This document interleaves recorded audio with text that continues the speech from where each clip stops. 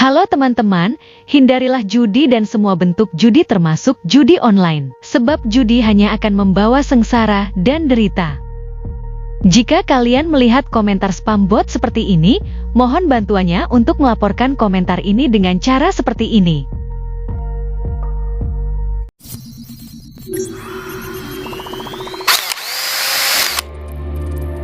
Assalamualaikum warahmatullahi wabarakatuh. Selamat datang kembali di Rio Hotspot Channel. Di awal edisi kali ini kami mau jawab satu pertanyaan yang minta kami bahas soal Ketum PSSI yang katanya menjadi tersangka kasus korupsi Terminal Laut Pelindo dan disebut-sebut jadi salah satu tersangka atas meninggoynya Ermanto Usman.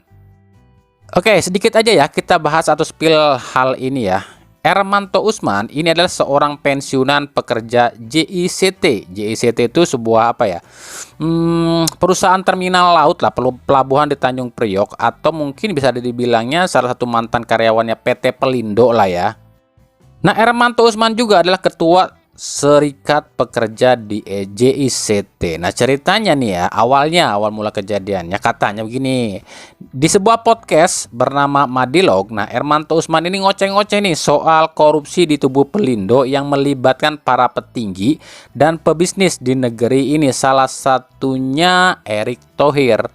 Dengan surat tadi dari Pak Erick Thohir ke Pelindo yang 2021 2022 dilakukan perubahan. Akte pendirian perusahaan itu menyebutkan bahwa satu lembar saham itu adalah milik negara, milik pemerintah. Sudah terbit ya. Tapi bisa dibelokkan dengan perjanjian pemegang saham bahwa saham itu bermitra. Ini yang dipakai. Ini adalah pemerintah di atas pemerintah. Kami menemukan barang merah. Salah satunya adalah kakak Pak Menteri Erick Thohir ini sebagai brokernya. Dia yang melobi pertama. Ada email nih dari Pak Patrick Waluyo. Bagaimana dia menyampaikan kalau ini emailnya nih. Iya. Nih, dari Pak Patrick Waluyo kepada petinggi Hutchinson nih. Di Hong Kong. Di Hong Kong ya. Ini kesepakatan premium yang didapat oleh Pelindo 200 juta US dollar dan 5 untuk JCT dan 50 juta. Ini broker kelas 1 kalau menurut saya. Pak Patrick itu adalah bagian dari tim lobby mereka yang bisa melobi DPR. Salah satu petinggi Hutchinson di Jakarta ini menyampaikan email bahwa ada pertemuan antara Pak Boy, Pak Patrick dengan Ibu Rini Sumarno. Dan akhirnya mereka menyepakati untuk memberikan izin perpanjangan konsesi. Dulu Pansus Angket Pelindo 2 itu menghitung kembali valuasi nilai JCT. Dengan 2 konsultan ternama.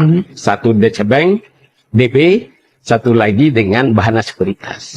Hasilnya valuasi nilai JCT itu 1,1 miliar US dollar. Kalau nilai ini kita hitung tahun buku 2024, lebih dari 10 triliun negara di dunia. Karena kepemilikan 48,9 yang sudah tidak ada batasnya lagi. 48,9% ini sudah kerugian negara. Sebenarnya kasus ini sudah saya bawa ya ke Kejaksaan Agung. Mereka biasa-biasa aja. Banyak kasus-kasus korupsi di pelabuhan ini saya yang bawa. Ya mungkin saya masih punya teman-teman di KPK, ternyata mereka nggak tertarik. Udah ya, cukup itu aja yang kami bahas soal korupsinya, sebab itu di luar konteks kami sebagai channel sepak bola. Itu bukan urusan channel kami loh ya, itu urusannya channel-channel gosip, channel bisnis dan lain-lain. Kami nggak ada sangkut pautnya dengan masalah kayak gituan ya. Kalau kami lihat dari sisi Ketum PSSI-nya, kami nggak tahu nih apakah benar Ketum PSSI terlibat hal tadi, tapi apa imbasnya ke sepak bola nih? Ya kalau ditanya imbasnya apa ke sepak bola nanti, sekarang pun udah kerasa lah ya. Seperti kalian kerasa juga sekarang nih ya. Di sepak bola zaman rejim yang sekarang itu, baik itu timnas maupun liga, seolah-olah semuanya kan dijadiin apa ya? Bisnis, duit aja yang dicari. Ya, salah satu contohnya soal larangan supporter away lah. Seperti yang dibilang oleh salah satu ajudan Ketum PSSI yang bilang kalau soal larangan supporter away itu katanya musim depan akan tetap diberlakukan. Untuk musim depan, ya kalau perilakunya tetap seperti ini menerus ya jangan salahkan federasi lagi ketika itu diterapkan gitu. Karena kita nggak bisa disiplin dan nggak bisa menunjukkan bahwa kita mampu untuk itu gitu kan. Malu ya kita setiap saat lempar-lempar kursinya dibongkar-bongkar gitu. Aduh, apa gitu. Supporternya lupa gitu sama Kanjuruhan dan lain-lain, tuh lupa kayaknya gitu. Itu yang kita sedih juga. Kan sebenarnya kita udah bilang nggak boleh away gitu ya, tapi tetap aja dilanggar. Saya juga kemarin tuh kan ada itu satu pertandingan away, ya bagus antara supporter. Terus saya ditanya, ada yang nanya sama saya, ini bagus nih, ayo dong buka away-nya gitu ya. Ternyata itu hanya satu gitu kan, ini nggak hanya satu dan ini menyangkut nyawa gitu. Makanya sampai sekarang kami masih tetap bikin pelarangan away itu, dan sekarang kita lagi diskusi. Kenapa diskusi? Udah lagi mau dibikin diskusi di PSSI, kita lagi diskusi ya, karena sekarang lagi menuju kondisi-kondisi rawannya, kan menuju akhir ya. Jadi kondisi rawan nih.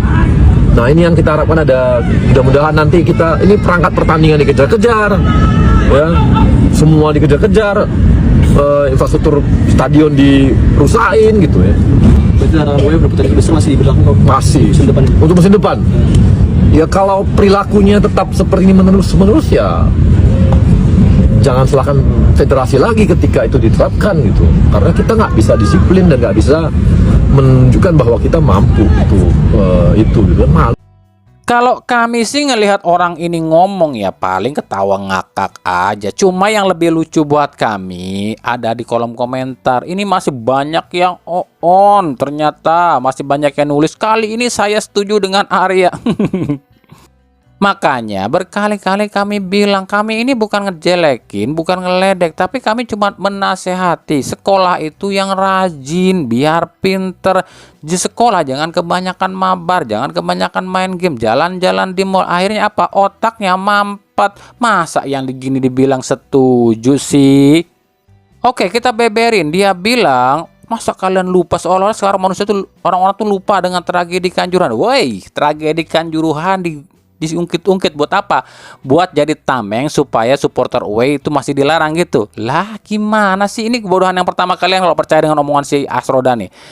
Tragedi Kanjuruhan yang dia ungkit. Lah tragedi Kanjuruhan aja sampai sekarang belum tahu tuh siapa tersangkanya. Kenapa nggak dipublikasikan siapa tersangkanya? Ayo, ada yang penasaran nggak? Ada yang masih heran kenapa sih tersangka utama kasus tragedi Kanjuruhan itu nggak diungkap? Apa salah supporter? Kenapa harus supporter yang disalahin? Kenapa tersangka utama yang bikin ngerencana ini nggak dipublikasikan sampai sekarang? Apakah ada sangkut pautnya dengan rejim PSSI yang sekarang? Makanya nggak dipublikasikan siapa tersangka utama kasus Kanjuruhan. Kenapa kasus Kanjuruhan dibawa-bawa sebagai tameng supaya kalian untuk tetap bisa menahan yang namanya supporter away? Itu kebodohan kalian yang pertama, percaya dengan omongan si Asroda. Yang kedua, dari intonasi ataupun nada bicara dia ini, seolah-olah dia ini lagi menyembunyikan sesuatu, lagi ngomong atau nyari-nyari ngarang cerita. Itu kesalahan kedua atau kebodohan kedua kalian yang percaya dengan omongan si Asroda. Yang ketiga, dia bilang sekarang aja masih banyak tuh terjadi keributan di supporter, sampai-sampai katanya kursi stadion dicopotin dan lain-lain. Ini yang ketiga bodohan kalian kalau percaya dengan omongan si Asroda. Kenapa kami bilang bodoh? Lah yang bener bang, kan stadion masih banyak yang anarki seperti itu, sampai kursi-kursi stadion dicopot-copotin. Lah iya, kebodohan kalian di situ. Kenapa bodoh? Emang kalian yakin itu yang datang ke stadion itu semuanya supporter? Atau justru malah orang-orang yang dibayar jadi supporter tuh buat bikin keributan, dan juga akhirnya imbasnya apa? Ya tentu saja denda dan larangan supporter away masih tetap bisa diberlakukan. Sekarang gini deh, buka otak kalian secara sehat gitu, secara pinter gitu.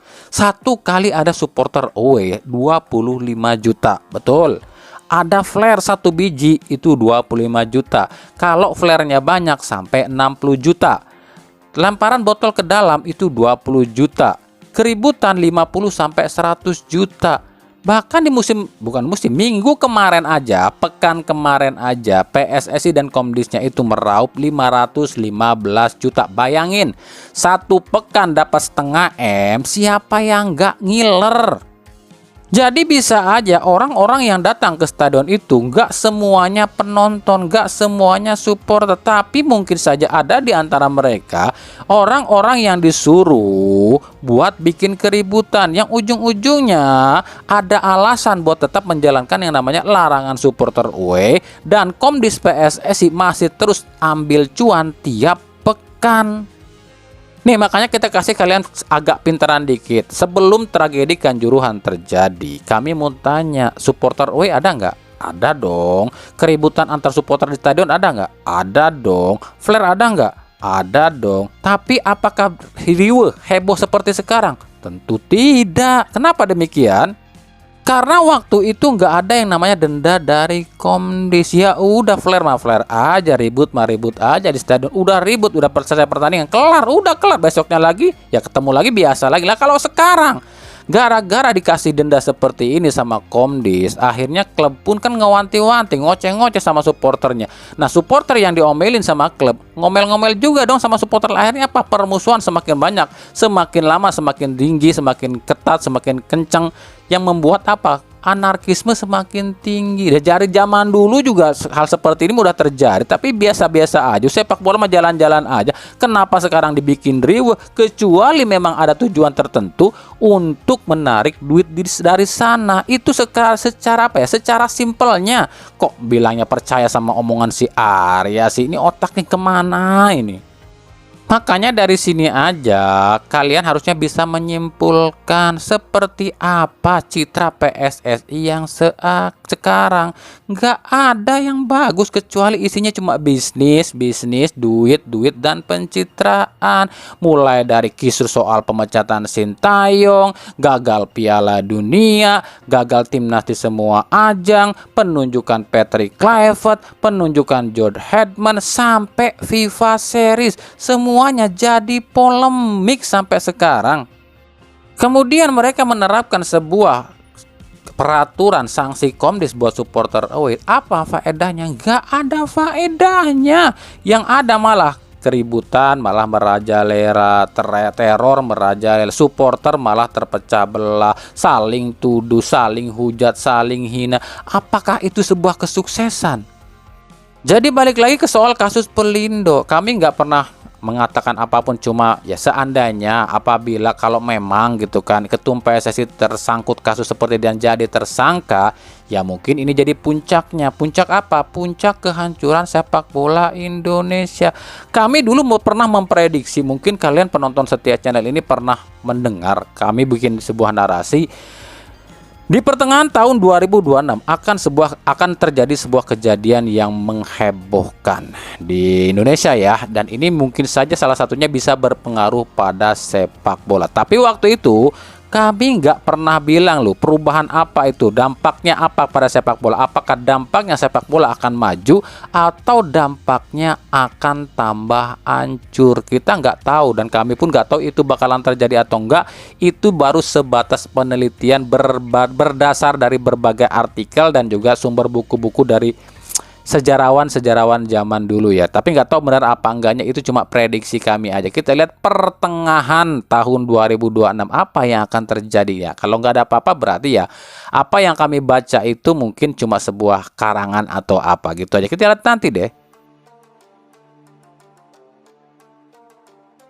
Oke, lanjut soal apa nih? Soal bos Borneo FC yang nonton langsung pertandingan Persib lawan Persik Kediri ke GBLA. Ini banyak banget yang tanya, Bang, dalam hal apa tuh?